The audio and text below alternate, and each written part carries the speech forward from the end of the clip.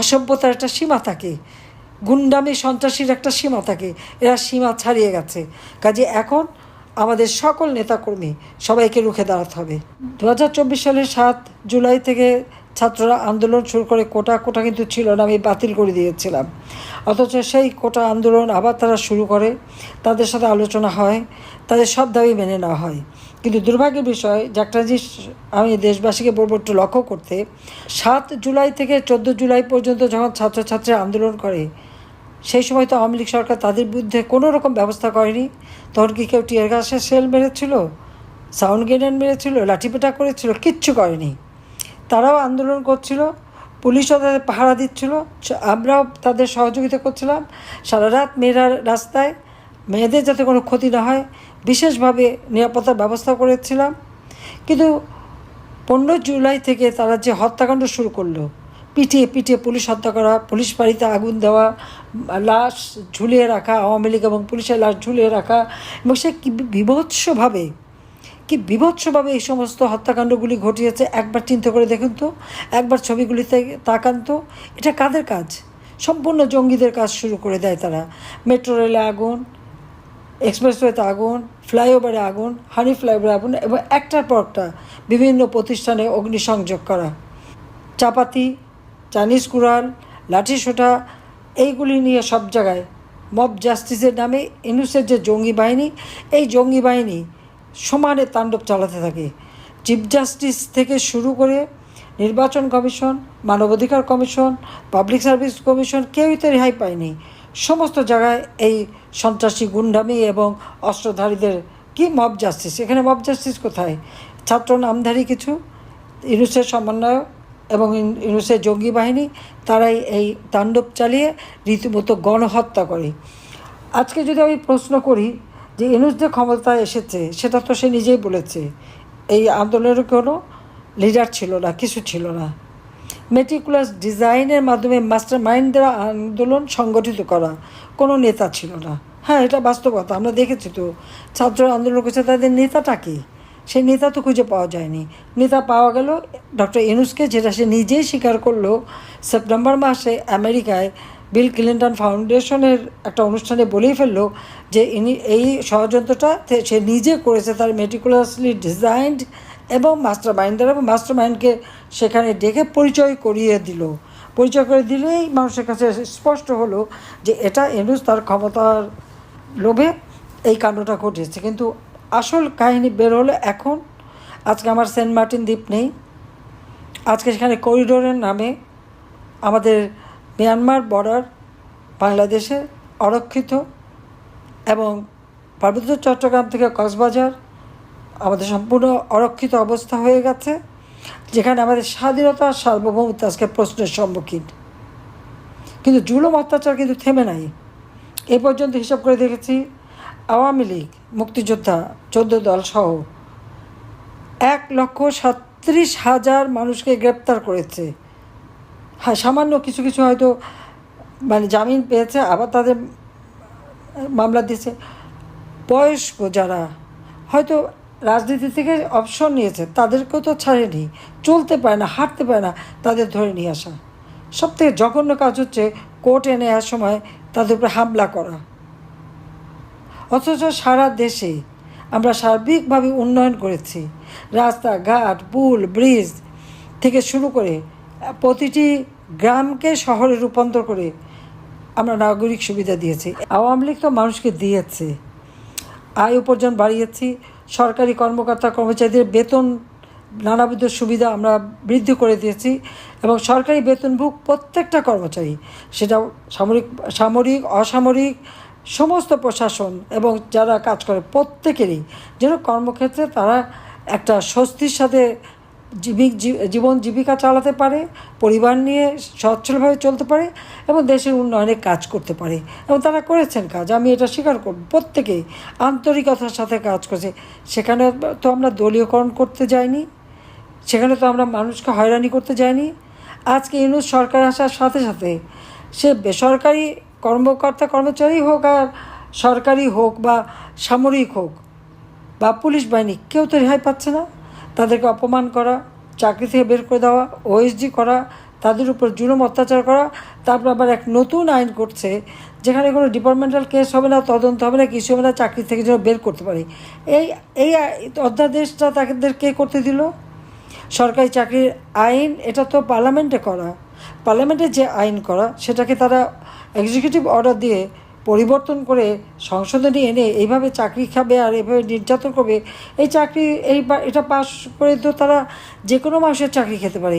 একদিনের মধ্যে সেনাবাহিনী প্রধান থেকে শুরু করে পুলিশ বাহিনী প্রধান থেকে শুরু করে যে কোনো অফিসার, সে সচিবই হোক বা একটা পিয়ন চাপরাশি হোক, যে কারো চাকরি সে তারা ইচ্ছা মতো বের করে দিতে পারে। আজকে এই মব জাস্টিসের নামে এই ইউনূসের জঙ্গি বাহিনী প্রত্যেকটা বিশ্ববিদ্যালয়, শিক্ষা প্রতিষ্ঠান, সব জায়গায় শিক্ষকদের অপমান করা, বের করে দেওয়া, তাদেরকে সরিয়ে দেওয়া এবং মুক্তিযুদ্ধে যারা তাদেরকে অপমান করা। আর অপরদিকে আমরা কি দেখি, আজকে একজন যে যুদ্ধাপরাধী, রংপুরে আপনারা যান, খোঁজ নিয়ে দেখেন কীভাবে শত শত মানুষকে হত্যা করেছে বদর বাহিনী প্রধান। মেয়েদেরকে ক্যাম্পে তুলে দিয়েছে, রেপ করেছে, অন্তঃসত্ত্বা একটা মেয়েকে দিনের পর দিন রেপ করে তার পেটে বাচ্চাটা পর্যন্ত নষ্ট হয়ে গেছে। শত শত মেয়ের উপরে এভাবে যারা পাশবিক অত্যাচার করেছে তার বিচার হয়েছিল, আজকে তাকেও মুক্তি দিয়ে দিল। আর এই যে এত মানুষ যে হত্যা করলো, তারা কি ন্যায় বিচার পাবে না? তাদের পরিবার এত মেয়েকে যে রেপ করলো আর এমনকি গুলি করে পর্যন্ত মেরেছে, আশেপাশে ডিসের মধ্যে অনেক লাশ পাওয়া গেছে, তাদের কি কোনো বিচার নাই? কোথায় নিয়ে যাচ্ছে দেশটাকে? হ্যাঁ, যদি আপনারা হিসাব করেন যে হ্যাঁ ইউনূস ক্ষমতা দখল করেছে তো দেশ বিক্রি করার জন্য, এটা তো আজকে প্রমাণিত সত্য এবং সেটা শোনা যায়। আমি জানি না এটা সঠিক কিনা, তবে আপনারা তদন্ত করে দেখতে পারেন। সে নাকি এই আমাদের এই সেন্ট মার্টিন দ্বীপ, বঙ্গোপসাগর এবং পার্বত্য চট্টগ্রাম, কক্সবাজার এই করিডোর, এটা বিক্রি করার জন্য $500 মিলিয়ন নাকি তার পুরস্কার, তিনি নাকি সেটা পেয়েছেন। তো ইউনূসের তো পয়সার লোভ আছে আমি জানি, আর যে তার উপকার করে তাদের বিরুদ্ধে সে আগে লাগে। কিন্তু আজকে যদি আপনি হিসাব করেন যে ক্ষমতা দখলের পর এই 9 মাসের মধ্যে জনগণকে সে কী দিয়েছে আর ইউনূস কী নিয়েছে? জনগণ পেয়েছে কি? জঙ্গিবাদ। জনগণ পেয়েছে চুরি ডাকাতি, জীবনের নিরাপত্তাহীনতা, দ্রব্যমূল্যের ঊর্ধ্বগতি, চাকরি হারা, কর্মহীনতা, মানুষের জীবনে নিরাপত্তাহীনতা, লেখাপড়া শিখতে পারে না, লক্ষ লক্ষ ছেলে মেয়ে আজকে পড়াশোনা করতে পারছে না, তার পড়াশোনার পথ বন্ধ, চাকরির পথ বন্ধ। আর ইউনূস সাহেব কী পেয়েছেন আমি একটু তাহলে বলি। ক্ষমতা দখল করে জঙ্গি ইউনূস কী নিল? সে রাষ্ট্রের প্রাপ্য যে কর, সে ট্যাক্স ফাঁকি দিয়েছে প্রায় 1100 কোটি টাকা, 1100 কোটি টাকা তার কাছে ট্যাক্স পাওনা। সেখানে 666,000 কোটি টাকার মামলা ছিল। ক্ষমতায় এসেই সেই মামলাটা সে সবার আগে প্রত্যাহার করে নিল। অথচ এই ইউনূস কিন্তু তার টেলিকমিউনিকেশনের যে কর্মচারীরা, তাদের যে প্রাপ্য অর্থ, অর্থাৎ যে কোনো একটা কোম্পানি, সেই কোম্পানির লভ্যাংশের 5% শ্রমিকদের কল্যাণে দিতে হবে, তার দাবি করেছিল, তারা চাকরি খেয়েছিল, তারা মামলা করেছে। সেই মামলায় ডক্টর ইউনূস 6 মাসের সাজা পেয়েছে শ্রমিক আদালতে সাজাপ্রাপ্ত আসামি আজকে দেশের ক্ষমতায়। তা দেশের অবস্থাটা কী হয় যে শ্রমিক অর্থ যে আত্মসাৎ করে, লোভ সামলাতে পারে না, যে সে দেশের মানুষকে কী দেবে? হ্যাঁ, কি নিজের নিতে পারে, সে নিজের করে ঝোল টেনে নিয়ে গেছে। এমনকি শ্রমিকদের সাথে তার একটা চুক্তি হয়ে তাদের যে প্রাপ্য টাকা দেবে বলে সে টাকা একটা ব্যাংকে রেখেছিল, সেখান থেকে আবার 25 কোটি 12 লাখ টাকা চুরি করে সেই টাকা দিয়ে আবার ঘুষ দিয়েছিল 2 শ্রমিক নেতা এবং আইনজীবী তাদেরকে। এবং সেখানেও তার একটা মামলা, এই মামলা সহ দুর্নীতি দমন কমিশন টেলিকমিউনিকেশনের এবং গ্রামীণ ব্যাংকের যে টাকা সে পাচার করেছে তার জন্য 5টা মামলা ছিল। ইউনূস ক্ষমতায় এসে সাথে সাথে সব মামলা প্রত্যাহার, এমনকি তার সাজা পর্যন্ত প্রত্যাহার করে নিয়েছে। আর সেই সাথে ক্ষমতা নিতে না নিতেই ম্যান পাওয়ারের ব্যবসার লাইসেন্স নিয়ে নিয়েছে। গ্রামীণ নামটা সে সবসময় ব্যবহার করে, ওই গ্রামীণ এমপ্লয়মেন্ট সার্ভিসের নামে। তারপরে গ্রামীণ টেলিকম ডিজিটাল ওয়ালেট, অর্থাৎ ওই বিকাশ নগদের মতো টাকা লেনদেন করা, সে ব্যবসাও নিয়েছে। ভবিষ্যতে আর অন্য কেউ এই ব্যবসা করতে পারবে না, সব ব্যবসা তার নিজের। সেই ব্যবসা তার এখন মানে কুক্ষিগত। গ্রামীণ ইউনিভার্সিটির অনুমোদন পেয়েছে, সামাজিক হেলথ লাইসেন্স পেয়ে গেছে।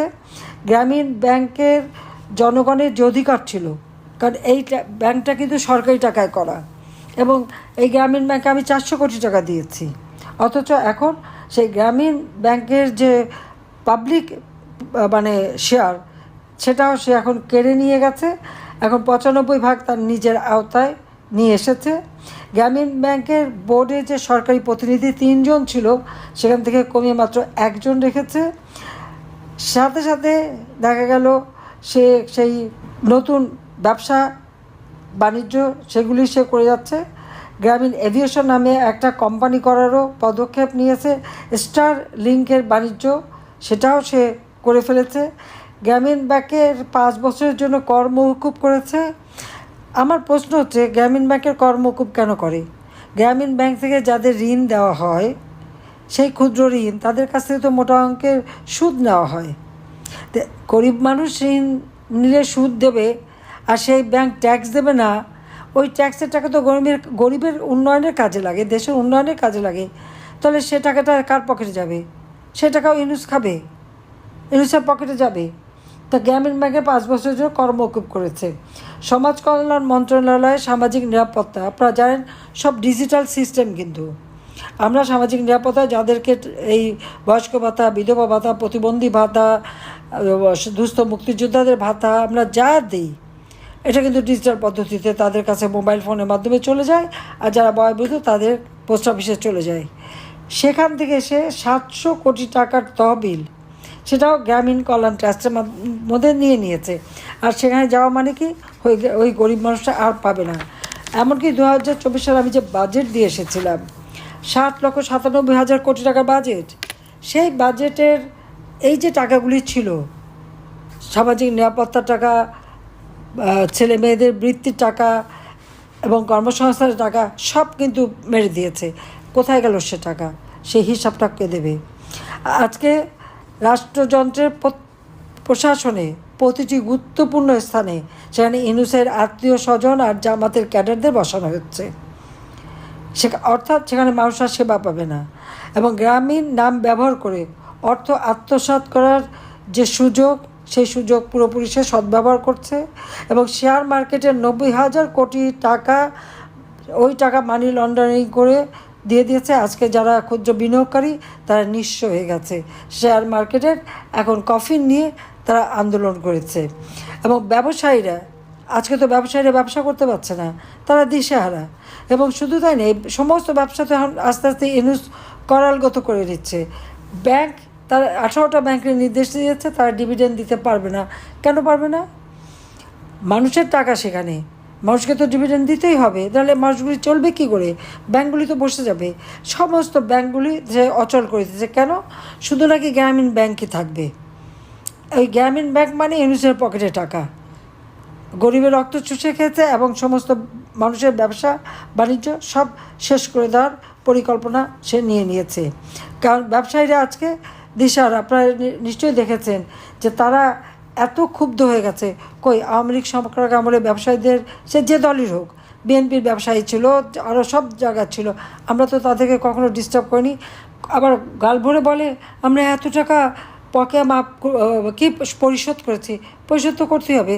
যে টাকা মাসে মাসে পরিশোধ করা হতো, ইউনূস ক্ষমতা আসার পরে করেনি। 8 মাস পরে সেই টাকা যদি দিতে যায়, তাহলে সেখানে তো কথা আসবেই। কিন্তু প্রত্যেকটা ঋণের শোধ করার টাকা এবং আমাদের বিলগুলি, সমস্ত টাকা আমাদের বাজেটে ধরা ছিল। কেন সময় মতো দেয়নি? জুন মাসের 30 তারিখে বাজেট পাস করেছি, জুলাইয়ের 1 তারিখ থেকে কার্যকর হয়েছে।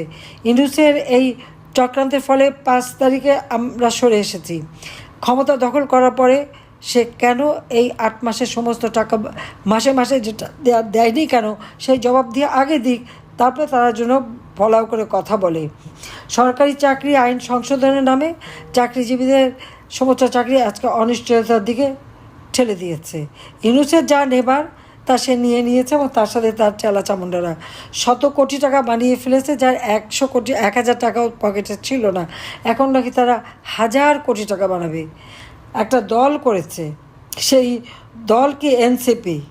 5 স্টার হোটেলে 1300 মেহমান ডেকে 2 কোটি টাকা খরচ করে তারা ইফতার পার্টি দিয়ে 5 স্টার হোটেলে দলের চালু করা, দলের গঠন এই বাংলাদেশে। আর গরিব মানুষ খাবার পায় না, গরিবের পেটে ভাত নেই, দিনমজুররা কাজ পায় না, গ্রামে গ্রামে ঘরে ঘরে হাহাকার, বিদ্যুৎ দিতে পারে না।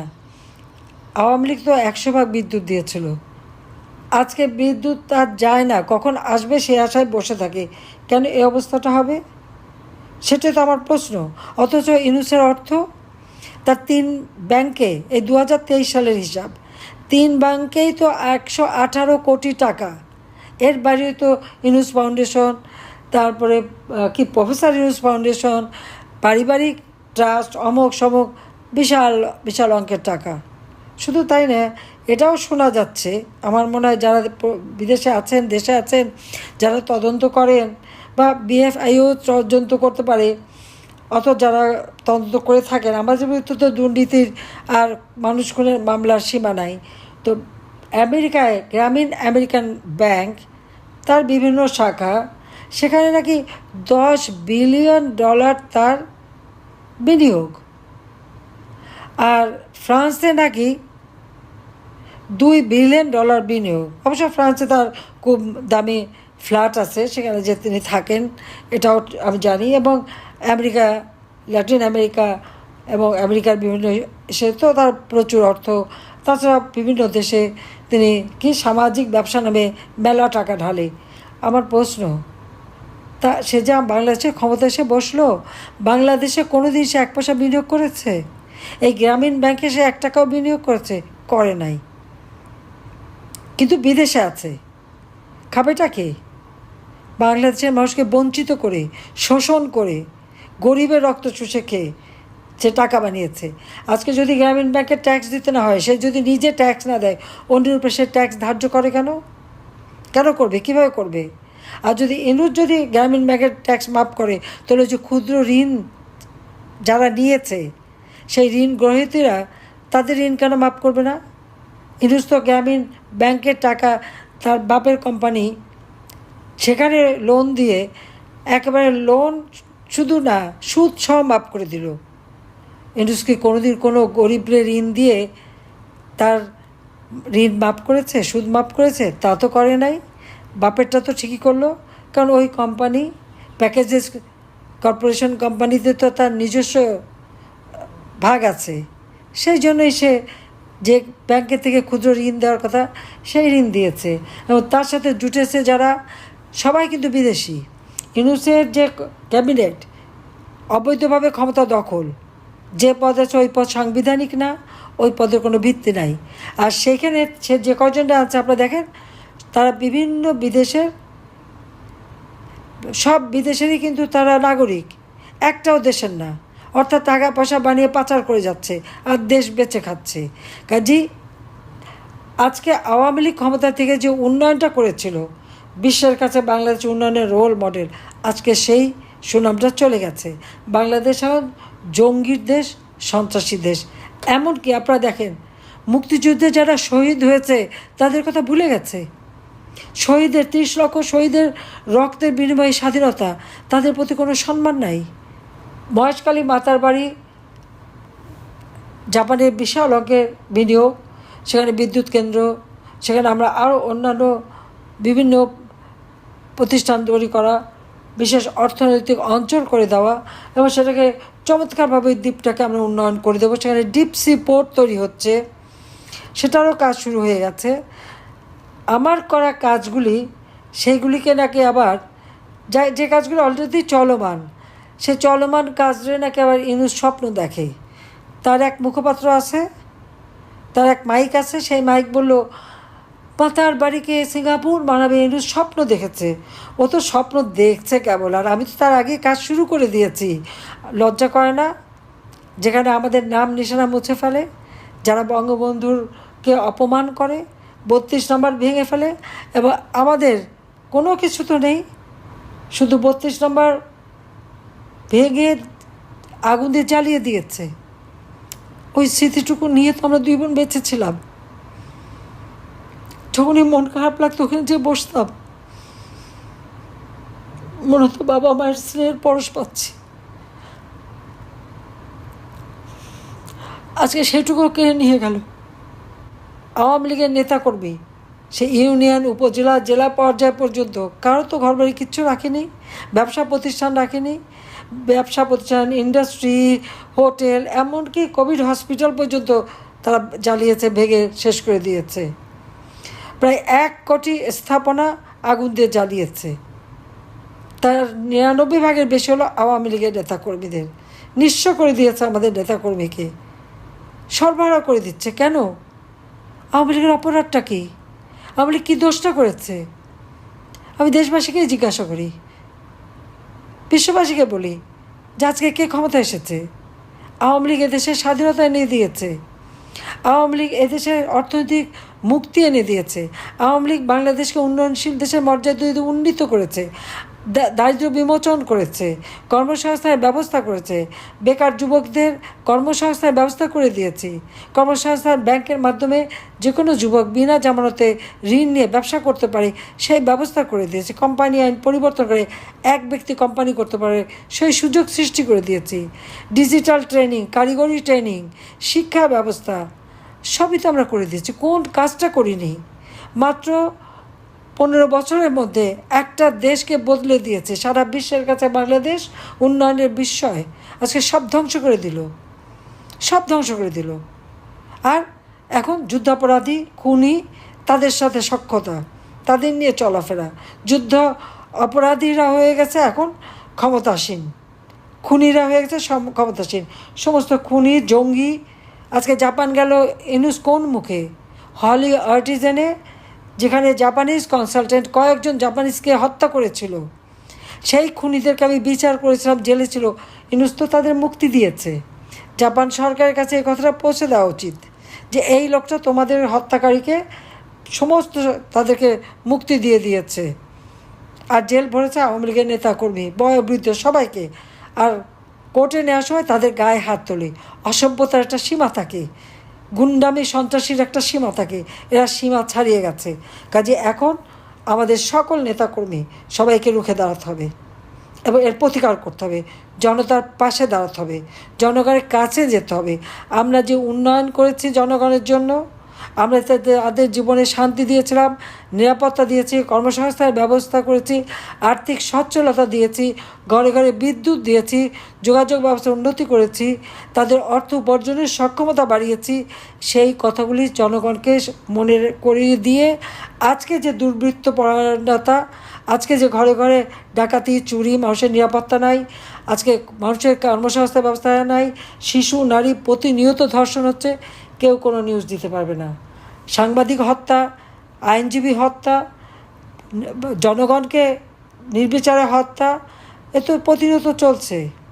অথচ যেখানে যুদ্ধাপরাধীদের আমরা বিচার করেছি সেই আইসিটিতে আমাদের বিরুদ্ধে মামলা করে। এটা সম্পূর্ণ বেআইনি কাজ করে যাচ্ছে। চিফ প্রসিকিউটর সে তো ডিফেন্সে ছিল, সেখানে চিফ প্রসিকিউটর হয় কীভাবে? মামলার রায় যেন আগের থেকে দিয়ে দিয়েছে।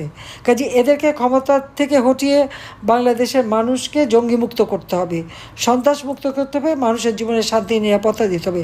কাজে যার যা কিছু আছে তাই নিয়ে আপনারা এদের মোকাবেলা করবেন, এটাই আমার আহ্বান। আমি বারবারই এই একই কথা বলে যাচ্ছি যে এদের হাত থেকে দেশকে রক্ষা করার জন্য যা যা করণীয় আপনাদের করতে হবে। আপনারা সবাই ভালো থাকেন, সুস্থ থাকেন, সেই দোয়া করি। জয় বাংলা, জয় বঙ্গবন্ধু।